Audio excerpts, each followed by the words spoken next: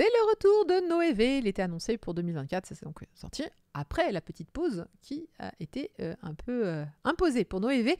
C'est l'homme invisible et sa future épouse, dont d'ailleurs le trailer en animé est sorti. J'ai pas osé vous le mettre parce que comme c'était pas le manga, je l'ai pas mis, mais sachez qu'un petit animé est en cours.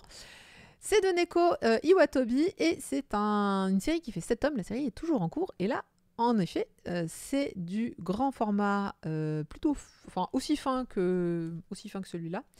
Et Noévé, tiens, on s'était dit, est-ce que c'est imprimé en Chine? Alors j'en sais rien. D'ailleurs, que ce soit... Enfin, je veux dire, encore une fois, cette question, je comprends pas pourquoi elle revient alors que beaucoup de choses sont imprimées en Chine. Bon, là, par exemple, c'était Italie, et ça, j'en sais rien. Par contre, tu vois, on se dit, ouais, Noévé, ils vont faire des trucs cheap. La couverture n'est absolument pas cheap. On y retrouve le savoir-faire de Noévé sur les trucs.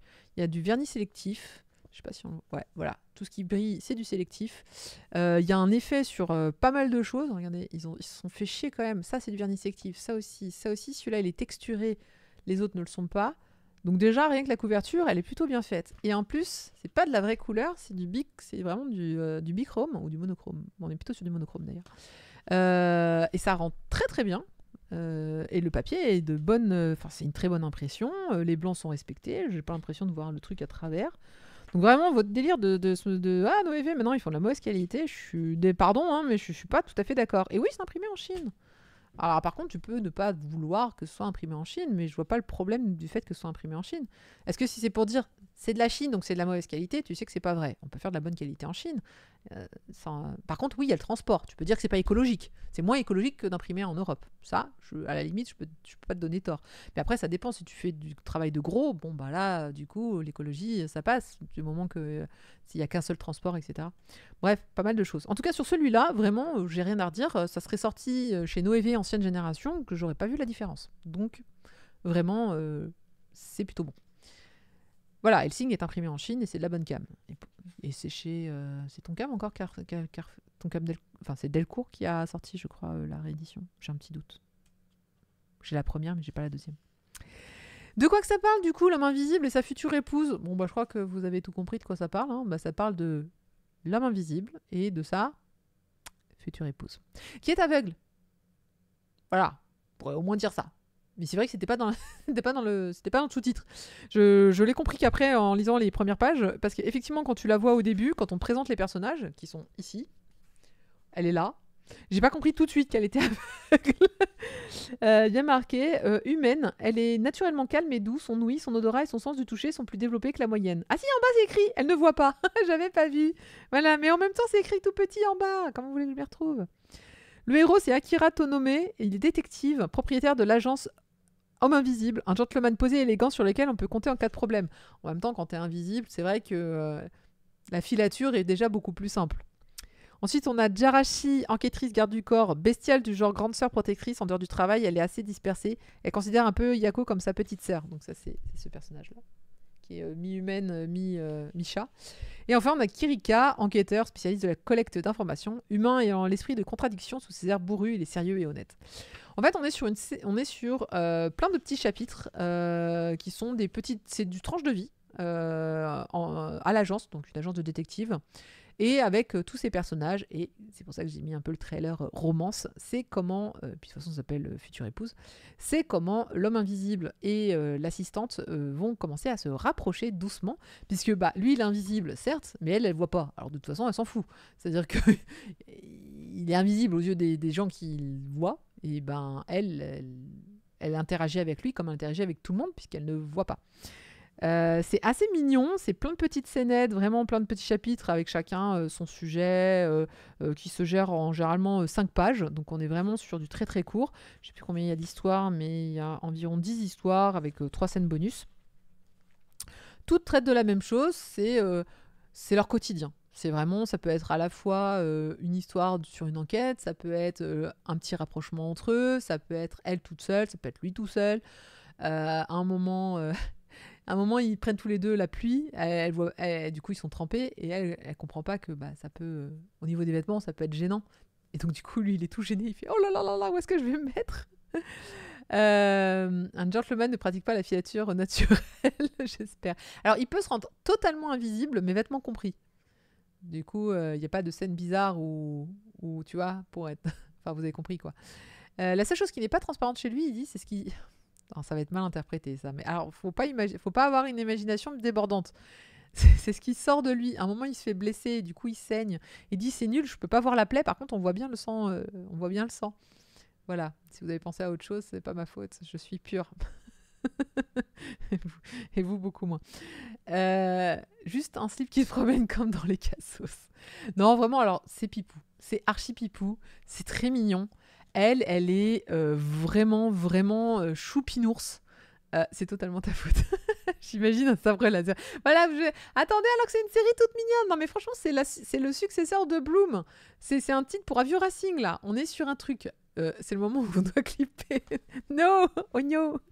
Elle est vraiment ultra pipou, ultra gentille. Elle aide tout le monde.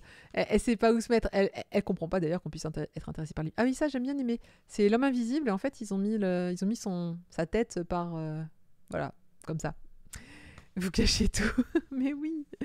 Donc voilà, c'est doux, c'est tranquille, c'est mignon, c'est pipou. Vous voulez une jolie petite histoire d'amour tranquille, et ben c'est ce qu'il vous faut. Voilà. Non, il se passe rien. Alors là, attends, on est vraiment sur un personnage, la future épouse.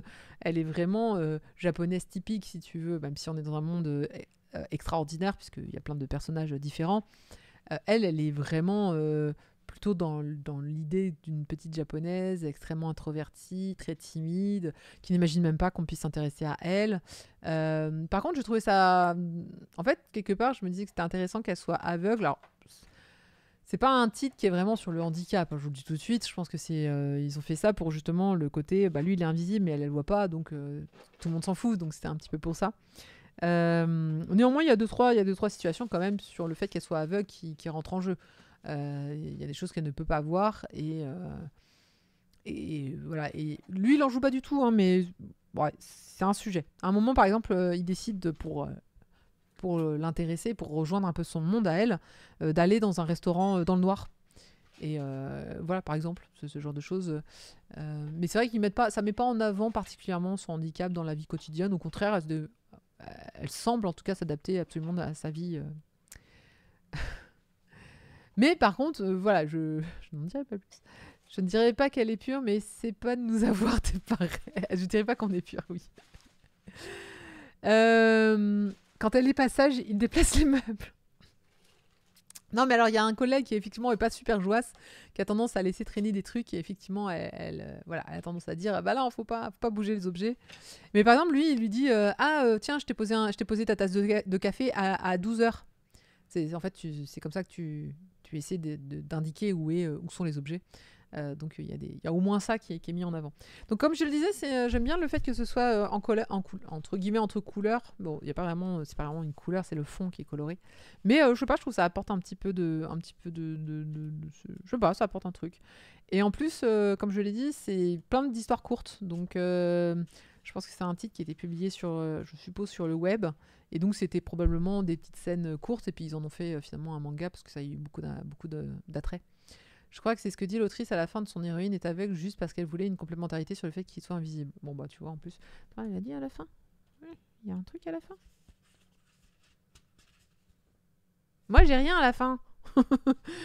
Moi à la fin j'ai rien. J'ai même pas une pub. Même pas de page blanche. Rien. Pile poil le bon truc. Triste. Donc j'ai pas d'interview de l'autrice. Malheureusement. J'aurais bien aimé un peu plus d'explications autour du titre. Ça m'aurait fait plaisir.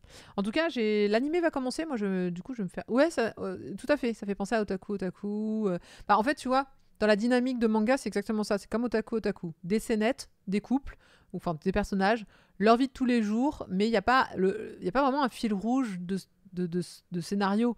C'est l'évolution de la relation entre les personnages et au travers. Ou alors dans son rabat. Bah ouais, j'ai regardé du coup, j'ai rien vu. Non, rabat, il n'y a rien d'écrit non plus. Ah si. C'était derrière la jaquette. Faut retirer la jaquette. Effectivement. Merci d'avoir acheté L'homme invisible et sa future épouse. J'ai pu interviewer des personnes malvoyantes à l'occasion de la création de ce manga. Elle a discuté avec les membres de l'association d'étudiants malvoyants du Kansai. Et du coup, ça lui a permis de faire ça. Ah bah c'est bien ça.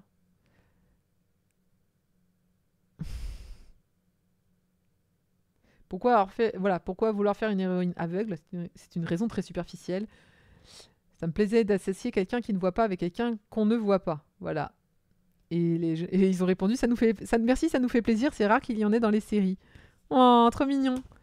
Mais du coup, ils pourront pas lire son manga.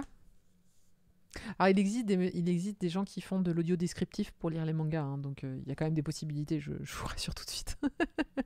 Ça existe des mangaka qui bossent pas leur sujet. Non, je crois que ça n'existe pas. Je crois que c'est vrai que dans la majorité des cas, quand un mangaka se parle de la création de son manga, je me suis rendue sur place, je me suis renseignée sur tel ou tel sujet. Alors, ils bossent à fond quand ils sont pas ultra inspirés, comme on a vu pour Servin sur tu vois, des œuvres préexistantes. Mais c'est comme celle qui a fait Shatter Love, dont je parle juste après. Shatter Love, typiquement, elle te dit oui, alors je suis allée en foyer, j'ai interviewé des gens et tout. Ah, c'est compliqué si tu restes sur ton idée. Par contre, c'est vrai qu'on aurait pu croire que Google suffisait quelque part, alors que j'ai l'impression que la majorité des mangaka vont sur place, vont interviewer, demandent vraiment à des gens concernés de leur expliquer un petit peu le truc. Ça, c'est un bon réflexe. Ça, c'est plutôt chouette, je trouve. Mieux vaut ça que l'inverse, tu me diras, hein, mais c'est vrai que Kishimoto a bossé ses mangas. Bah oui, quand même. Oui. Il a fait comment alors il a acheté une aveugle? J'ai pas compris là. Quoi? J'ai pas compris. Non, c'est bon. Donc voilà, c'est sorti. Alors je sais pas pourquoi j'ai confondu. J'étais persuadée que c'était sorti pas chez Noévé, donc c'est chez Noévé. Je fais une erreur quand j'ai posté ce matin, du coup j'ai effacé et j'ai recommencé. Meian, je sais pas pourquoi, j'étais sûre que c'était chez Meian. Puis quand je l'ai vu le truc, je me suis dit, mais Meian, ils font pas ce type de format, de papier, de machin. Donc j'ai dû me planter.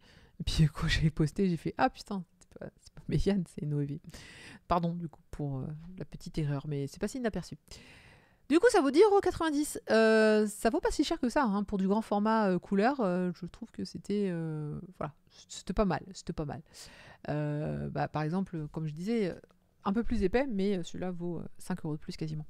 Traduction de Aurélie Brun, le lettrage de Lise Fletty, c'est sorti le 3 octobre. Par contre, je n'ai pas trouvé l'annonce du prochain tome. Alors, certainement que Noévé je sais qu'ils ont fait des plans sur la comète en termes de sortie, donc normalement on devrait s'y retrouver. Cependant, en fait, tous les sites que j'ai checkés étaient un peu pollués par le fait que ça devait sortir en 2024. Du coup, ils n'avaient pas mis à jour leurs infos. Du coup, j'ai pas réussi à trouver la bonne info pour celui-là. Je bug un peu sur certaines onomatopées, je ne sais pas comment les interpréter. Vous avez un site qui traduit ou autre? Les onomatopées japonaises, c'est un grand débat. Il y a fort longtemps, quelqu'un avait sorti un bouquin sur les onomatopées japonaises. Il était vachement intéressant et ça permettait de s'y retrouver un petit peu. Mais je sais pas si c'était il y a vraiment longtemps, donc du coup, je regarde. Si, c'est ça, regarde. Ça s'appelle Shua Shua, un livre pour découvrir les onomatopées japonaises. Il est sorti en 2021. Oh, ça fait pas si longtemps que ça. Je pensais que ça faisait plus longtemps. Voilà. Attention, les mangaka en inventent donc quand même. Oui, ils en inventent parfois. Ouais, c'est des sadiques quand même. C'est vrai qu'ils en inventent. Tu fais, mais pourquoi, attendez. Après, quand t'as compris comment fonctionnaient les onomatopées, c'est facile d'en inventer, hein. Mais bon, quand même. En tout cas, le Shua Shua, je l'avais consulté, il était bien fait. Vraiment, il était... voilà, ils sont partis... c'est quoi? C'était c'est des franco-japonais qui ont fait ça, qui sont de Fukuoka et du Beaujolais. Et ils avaient des enfants, et puis ils se sont dit, tiens, on veut expliquer un petit peu c'est quoi les onomatopées. D'ailleurs, Shua Shua est une onomatopée. Ouais, ça arrive qu'ils les laissent en japonais. Alors, moi, je préfère quand ils adaptent tout, quand on traduit tout. Je le disais la semaine dernière déjà, je trouve que l'adaptation, il faut que ce soit compréhensible pour le public français, et donc c'est quand même mieux de tout traduire. Parfois, je demande à ma prof pour les onomatopées, et elle est paumée. C'est vrai que parfois, il y a des trucs, c'est facile. Riku Riku, celui-là, je pense que c'est celui que je connais le mieux parce que c'est sourire, sourire.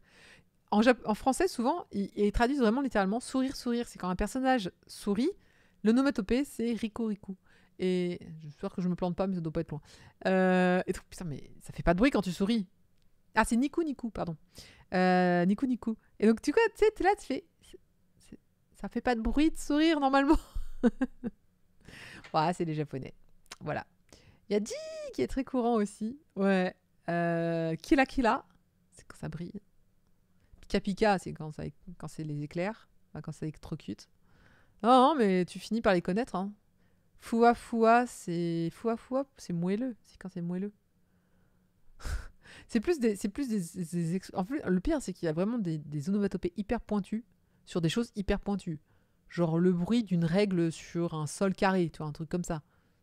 Il y a une onomatopée pour ça, faut pas se tromper, attention. C'est pas pareil. Ok, d'accord. C'est compliqué.